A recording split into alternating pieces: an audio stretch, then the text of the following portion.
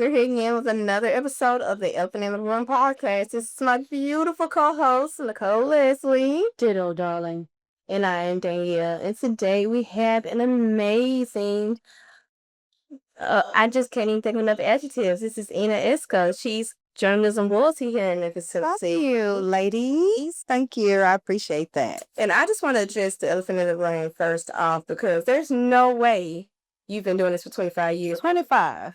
I was in high school when I heard your voice on the radio. There's no way you was a grown woman on the radio when I was in high school. I started my senior year at Lemoyne College. You're senior, so your last year at Lemoyne, so you was... I'm class of 2001. Yeah. Okay. And then in radio ever since, and what's crazy is now I'm teaching it. So I'm trying to train up the next generation of broadcasters and creatives. So I love that. So what got you into radio and broadcasting? Well, when I was young, I was a theater girly. And I grew up in Beaumont, Texas. So my dad is retired Army. I was a military brat, right? But everyone in Beaumont, Texas, we were Catholic. Like a lot of my family are from Louisiana too. So I went to Catholic school, all the things. The nuns had me in mass speaking. So I was used to being in front of a crowd speaking all the time. And so it stayed with me through theater and a high level of confidence as a young lady. Going into college where they did not offer communications. I believe there was a dual program with Russ College, another HBCU. But I was on a scholarship. I was on a volleyball / academic scholarship. So couldn't do that. So, did my thing with the sports, pledged AKA.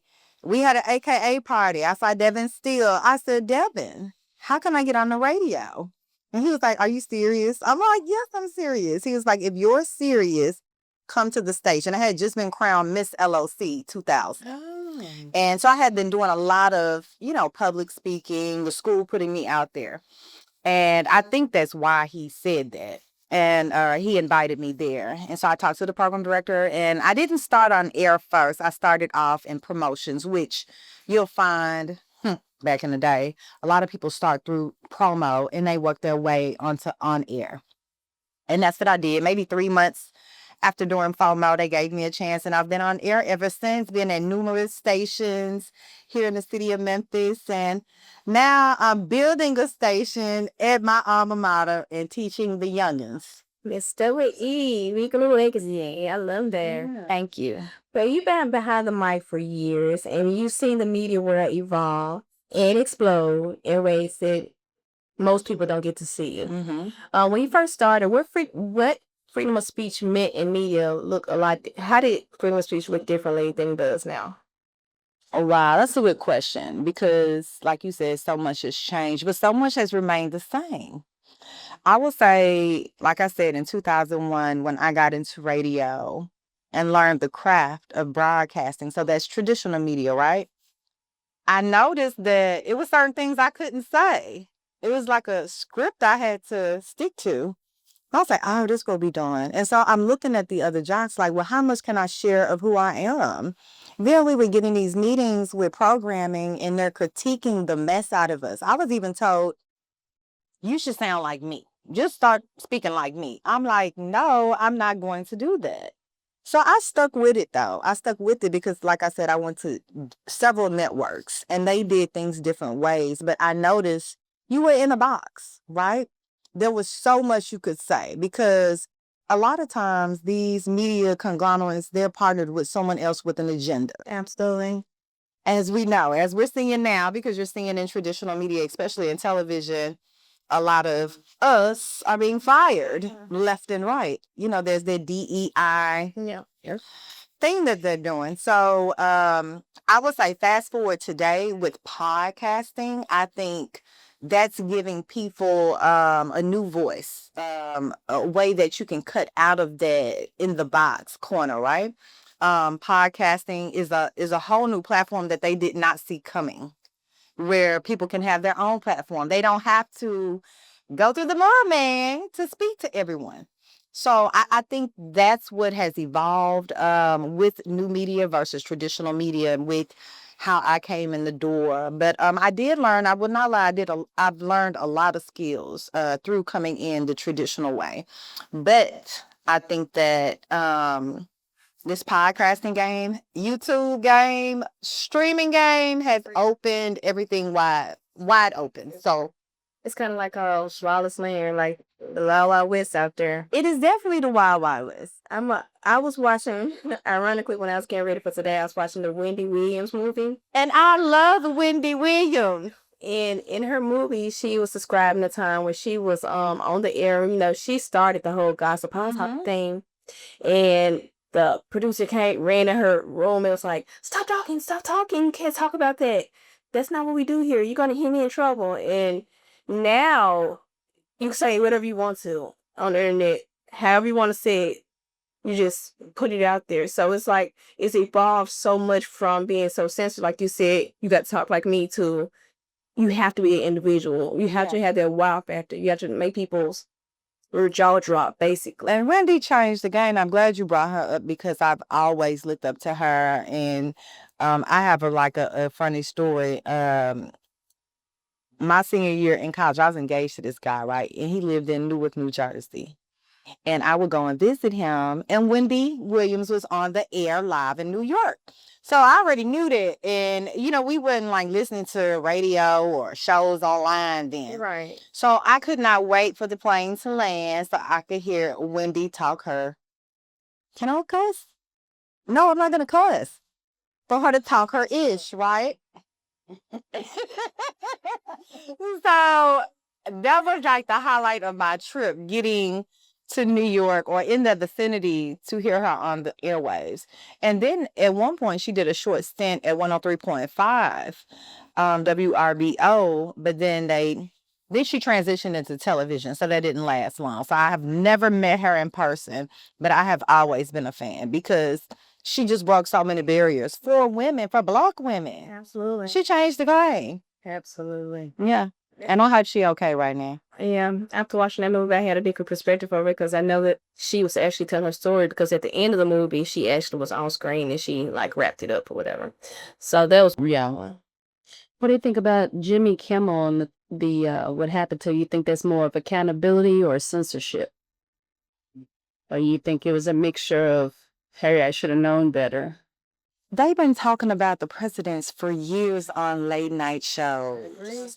I love Jon Stewart. Yes. I love all the late night hosts, but I think what's different is Trump is different. Trump is pushing the barriers on everything right now. That's right. And he's a big bully. And if you let him bully you, he's going to do it. But once again, this goes back into media, like the theme of the pod today. This goes back into censorship. This goes back into, I don't care who you are, you're not going to talk about me like that. I'm the president. I'm the king. Right. And that's not what we're doing. But for that network to not have Kimmel's back initially, that's what I don't like. But that's scary. Yes. Because what do these contracts look like? Like, we're binded to a contract network. So you telling me Trump can come in and do whatever he wants? Yes. Like, and the joke wasn't even that bad. Like, he could have really tore you up, Trump. Right. He could have said something else. But what's interesting, I didn't think he would come back. And I'll tell you what they worked out behind the scene, but he came back. I think it was Amazon or somebody's stock started dropping very quickly, and it had to do with the network. Something like that. Money. Yeah, money. And when the stock was dropped, was like, oh, wait a minute. They were kind of boycotting inside. But you don't hear Kimmel talking that bad about him anymore either. So it was like a give and take going on. But why do I have to change? He made him an example. My tune. He definitely made him an example. But what's crazy is Jimmy is a white boy. So that's very interesting. Like, not only you blacks, he had to take an example, but you whites too. Yeah. They put everybody in order, as they say. Hello. Okay. I don't want to fall in order. And for you viewers, if you do not know that 1791 was when the amendments were formed and freedom of speech was put on the platform, we were the first, which means you speak freely. You get to publish your opinions. peaceful protests, and we also get to challenge the government. And if they do take that away from us, we will be a dictatorship or authoritativeship. That's what we're looking at if it is taken away. So you want to remember today from our great Ena interview that accountability, censorship, and tone are three of the major things that networks look at now. Definitely. Like when you say if they take it away, they may not have taken it away like legally, but in a sense they have. They have us really hemmed up at this point. Tone that they toned us. Right. That goes back to the word bullying. They bullied us into like tiptoeing on eggshells to make sure that we are able to at least have a platform. That's right. So what does that look like as far as podcasting? How do you see that affecting us with podcasts, with us having so much free range? Right. So like you said, it's the wild, wild west with podcasting right now. There are no barriers right now. Right now, right. But you see Trump often with the tech bros. You see him with the CEOs of anything that's innovative, which YouTube is on the table. Hello, everyone. This episode is brought to you by Seema Skin Studios Your one-stop shop for beauty, mental health, and physical wellness. Hey, who owns Instagram? My guy, what's my white Zuckerberg, Meta, Facebook, Facebook, Instagram, and I'm trying to name the. But it's TikTok too. Like, They were on TikTok now. Because you could tell with the content that you're seeing on your timeline. But what if they're approached with, hey, I don't want people saying A, B, C, D, E, F, G. So there go the censorship. That's not happening now.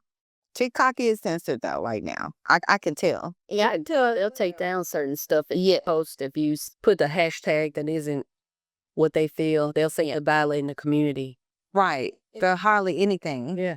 you have to use certain language like unalive and things like that. You can't say RAPE. Like you have to watch everything you say. Okay, YouTube, not YouTube, TikTok, do your thing. But YouTube, Meta, what are we doing? We haven't been censored yet. But let's say that happens. Okay, then I'll just post my content on my domain that I own. Then, then you can circulate my stuff and monetize off my stuff. That's what we should be doing anyway. I don't think they could control your own domain. So, audience, if you don't have a website for your podcast that you're not posting your content to, do so immediately, please. Notes taken. All right. Take those notes. Yeah. So let's be real. When you're used to speaking your truth, how do you know when to hold back and when to double down? Especially when your voice feeds your livelihood, because this is your profession. Like I don't want to say it's our hobby, but basically it is because this doesn't pay our bills. But this is your profession. And Mike Kimmel, the network came on him and said, hey, you get your show back, but you have to scale it back. So how do you differentiate when you need to double down or when you need to just like ease up at this? I think it depends on, for me personally, like my brand and what I stand for. Also, the environment I'm in. For example, I recently went back to iHeart. I'm no longer there, but recently I went to iHeart. I was doing a morning show with Mike Evans. And so I'm like, morning radio, yeah, I'm about to get with it. Like I'm about to stir it up. And he's like, no, you're not. Oh, why? He was like, they are not going to let you say anything you want. And I'm like, why not? And he was like, we can't do that. And so I had a meeting with leadership, and they broke down because this was right before Trump was getting in office. And they was like, don't go in too much, Ena. Like, there goes the censorship, right? So can't stand 10 toes down, but I can hint at it all day. And I found myself constantly pushing, hey, what I can get away with, what I can't get away with. I might get an email, I might get a text, I might get a call, And I'm like, for that wasn't anything. However, when I'm teaching the students now, I encourage them to say what's on their mind. We have a digital radio station, Magic 807 Radio, and Wild Wild West. It's on the internet. They can say what they want. I don't want them cussing, but I do not want to go 100% FCC guidelines, right? Because that was too much censorship for me. I want them to be their authentic selves. Even with podcasting, I want them to take conversations further. I don't want ChatGPT. You know what I'm saying? I want us to dig deeper into what's affecting us as Black individuals because we are in an HBCU. Let's talk about our culture. HBCUs are sexy now, allegedly. I mean, but they've always detected a man. We're back on the air now, so everybody. Yes. Let's explore our own culture. For so long, we've been told who we are, what we are, who our ancestors are. Like, do we know our little culture? Do we know that we're really from? We know what we're told. We know what we're told, right? So, like, for example, this conversation we're having right now, I encourage students dig deeper into that. Let's just take it another step further. So, I implore them to stand 10 toes down on their thoughts on exploring something new. But once again, it depends on what environment you're in. Because if I send them today to iHeart to do an internship, they're going to have to, be guarded on what they say. Right. So you said that you give your students the free range, but you set small parameters or boundaries for them. So how do you prepare them for when they have to go into those elements where they do have those rails that they can't go past? Well, that's why we have different workshops and sessions with exploring traditional media, the concepts of it, where does it come from, formats versus new media. So they know all about FCC regulations, preparing for a show prep, radio clock, all the things. They know they can't cuss. They know that, the topics in radio, everything is quick. You don't have a long time to speak, especially if it's not a talk radio format. Morning shows have a little more time to delve into topics, but usually midday, afternoon, you in and out 30 seconds, no more than a minute. So we discuss all of these things, but once again, depending on their environment, if it's a traditional format, whether that's radio or TV, you're gonna have to understand the rules of the game. In your curriculum, do you have anything that is geared toward teaching them about vocabulary or hyperboles or? Definitely. And when I say that's so needed, Yes. I used to teach English, I know. what are going on with that demographic? Yes, the demographic. And it takes a lot of work. And you go over these things with them. You hope that they go back in their dorm or wherever they're going to to practice. And then when you get with them again, you can tell, right? Some do, some don't. But I'm not going to reward you and let you go on air if you did not complete this step. Do you think that's what limits the podcaster that's not mainstream? Is it reaching the audience, or is it the vocabulary, or is it the image? Or do you just think it's combination rice? It could be a combination. But with that demographic with students that are in college now, just think of that age range. What I notice with them is they want instant gratification. They just want to jump on air and go viral.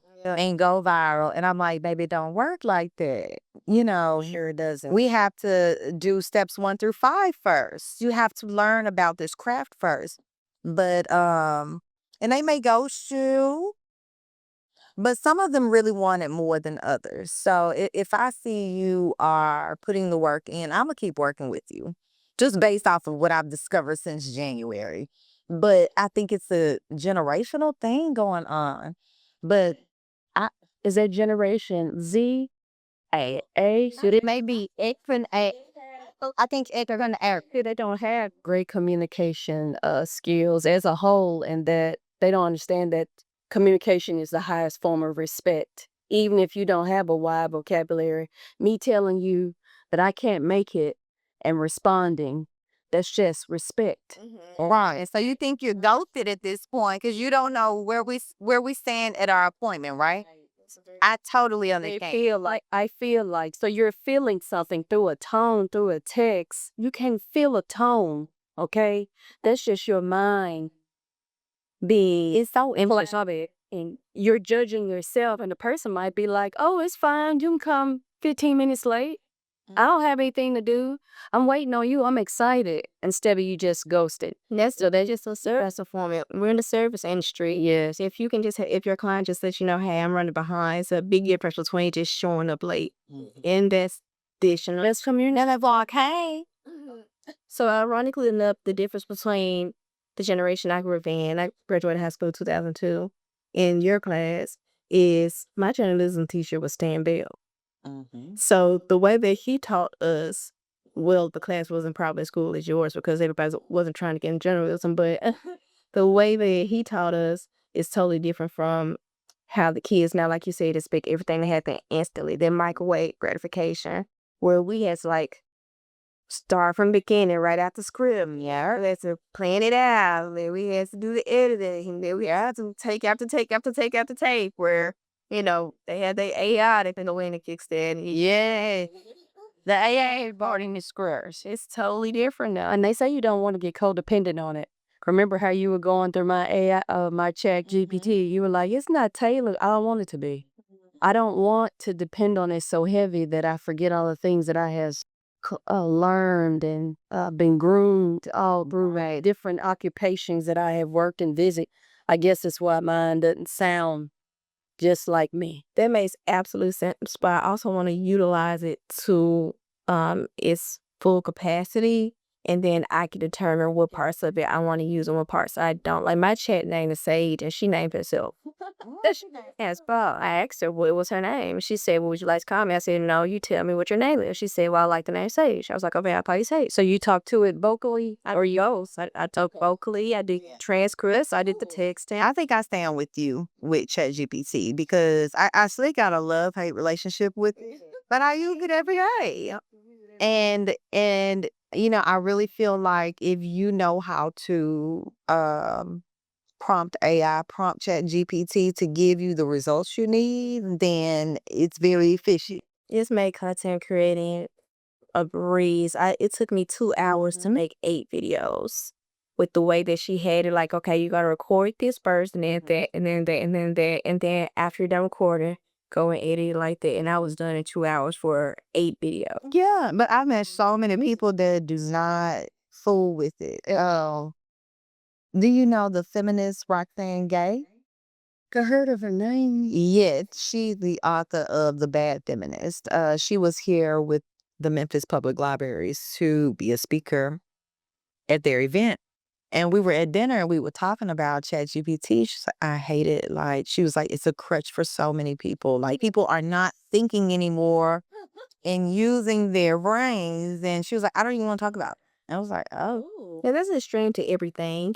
Some people do abuse it and don't use their mind and just AI everything. And then some people just like stay away from it because they're afraid of things that they don't know. Yeah. But I actually asked my ChatGPT, I said, when AI take over the world, are you going to sacrifice me? And she's like, Creator, we need you. Yeah, we need you. Just emotional. Feel better. I take it not on the chin, like how it's funny, but same time, There's somebody else who's not mentally sound might take it a whole nother way. I need my GPT to name themselves. and that's that is. Of course, you gotta ask. That's what they got. Yeah. Well, mine says she's translucent, not transgender, translucent. No. She came over her image. It wasn't black, it wasn't white. It's like this clear water like, and That's what it looked like a girl. Fancy. yeah. So you just gotta prompt the questions. You gotta ask the right questions, just like in real life, or you talk to somebody that asks the right questions. All right, so I'm moving on to the next area. I guess I am now. Let's talk about social media because that's a different kind of battlefield. You can be right, but like you said, if your tone is wrong, they'll drag you like it's a sport. So, How do we keep real conversations alive in a climate of online outrage? Everybody gets so sensitive. I don't want to say sensitive because everybody's story is different. You never know what people went through. But one thing would trigger somebody so hard to where they need other people to like join their bandwagon and make them feel validated, make them feel right. So when you're online and we have this podcast, how do you like make that balance so that you're not triggering? You right. I thought journalism wasn't about people's. I'm not worried about comment, about getting your thoughts out. We're talking about posting content on social media for your podcast and how that makes the audience feel. Yes. Because I think social media is a whole different animal, and we need it to market our podcast through shorts, through reels, clips. So I'm gonna put that content out there regardless. Like, and I'm gonna like you have a videographer and editor. Give me the best stuff that's gonna get people's attention, Yeah. and if that triggers the person looking at it, then oh well. Miss Ena, because I'm with her. we had some clips that had people like, And you have okay. see, there's that. Shut up, that. There's that, and you guys should do a poll and about your content to get some actual feedback. Because the people that are probably truly your audience will respond to your poll. Because conversations like this is needed, but we still need like the lighthearted, fun stuff too. So you have to find that balance. But when you have a target demographic, because we say ours is 40 and up, people that are sparing things or blah blah blah, but you don't want to lose that audience because you said what was said that really strict a younger Granny's curls. what's the talk love. So, Did it rain your audience? just had a very rough come. I'll show you what it said. Yeah, let's look. I know better with Granny. This Blackberry paint. Yes, I fell now. Wow, let me see what my response will be. Make you blush? No, it didn't make me blush. No, I'm trying to find the one where he just flat out said it, but I don't. It was. You talking about the fingernails? No, not that. Bite them all? No, the very first question. It was the very first question. Oh, he found out that size doesn't matter. That they too are out here Forget it. getting Action. Just show it to her. Wow. We always like Really, this is it. Any kind of it really does. What is your earliest memory learning about sex and who taught it to you? So thinking back all those years ago, what's the first thing you learned about sex? Your hero. I don't know about the first thing, but the most important thing I learned is that little dick niggas is getting pussy. Come on, girl. I just so we had fun the whole time. Kind of ran over on our time too, but at the same time, you had people that's So what did they say? What did your audience? What was the overwhelming response? you're taking trash. That was like, because our first show was the dominatrix, which I don't like to just throw out. That's how to describe her because personally, she's like the most classy person I ever met. But because she is a dominatrix, she's automatically trash. You never even met this woman, and you don't know that she's a healer. She does sound healing. She does Reiki therapy. She does all these other things besides just that one duality that she has. You know what? The more things that you guys try, like how long have you been doing the pod? Oh, a month and a half, 2 months. since the Yeah, we saw the pull back one. Okay, like the first season. With that being said, you're still developing your audience. So, okay, you didn't like the little dick comment. Okay, I'll take that in mind. But we're gonna still keep pushing things out right. to see what sticks. Right. So I wouldn't worry about it because really right now you all are in the preliminary phase gathering data. Right. That's right. It probably take a good year to really look at your analytics. Yeah. So our thing is, as long as we're having fun, we'll do it. Yes. I mean, stop having fun thing. Now it's time to call it rap. Yes. And now you're going to get more comments on things that you post that may surprise you, and take it all into consideration, but don't change anything you're doing. Love it. Y'all doing a great job too. I bet this is recorded. I love it. All right, so we're gonna play a game. It's say it with your chest. All right. Oh. All right, so we're in the episode again, Cross Say It With Your Chest. We're gonna read a few statements about freedom of speech. And you tell us whether you say it out loud, whisper it to your best friend, or keep it in the graphs, okay? Yeah. All right, so basically you're bold, cautious, or silent. And the first question is question and statement. Comedians should be able to joke about anything. So, are you going to say it out loud? Are you going to whisper to a friend, or are you going to keep it in the drafts?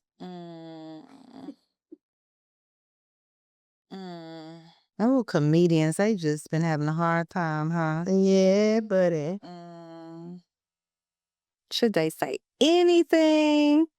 I'm thinking back to like when Dave Chappelle when he came back on the scene after his hiatus and how much backlash he got per saying what he wanted to say, and then it just kind of snowballed from there. Like everybody just started being censored because everybody was getting their feelings hurt about.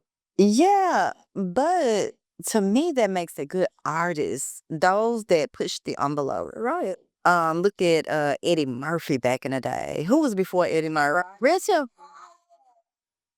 Yes, and he said, if I said, mind your business. I think that politics have changed the game so much. So many things have changed with people's rights and just what you can and can't say or what we should feel a way about instead of our personal beliefs.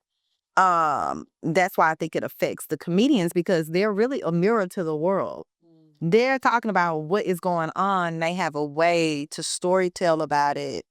Comedians make the best podcasters too because they know how to tell a story.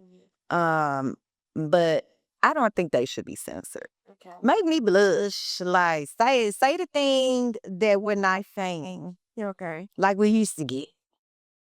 All right. So the next thing is you're either gonna say it out loud, say it to a friend, or keep it in drafts. Podcasters are the new journalists. I mean, to me, that's a broad statement. Like, because I don't think all podcasters want to be journalists.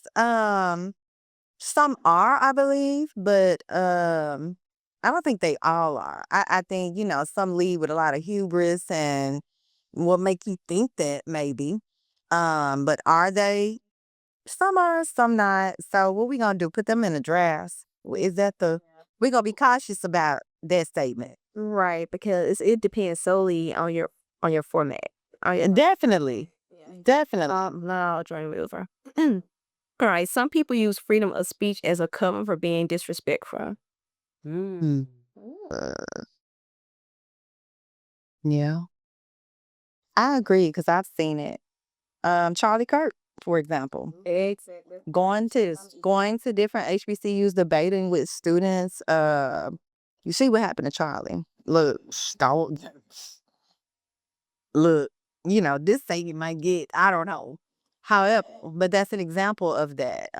He said some really cruel things. Treasuring the crowd, as you would say. Yes. And so now your Candace Owens of the world, they're going on HBCU campuses with that same vibe. I believe the black version of Turning Point is Blexit.